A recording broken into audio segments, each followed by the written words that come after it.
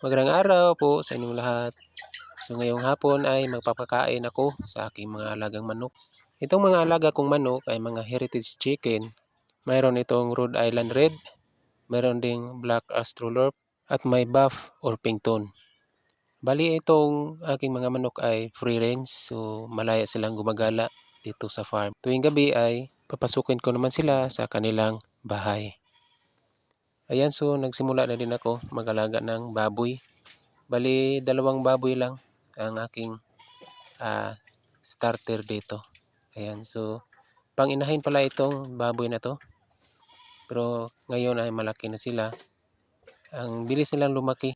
Ang pinapakain ko naman sa kanila na feeds ngayon ay grower. Ang pag-alaga ng baboy naman ng mga idol ay mabilisan po ang kita dito.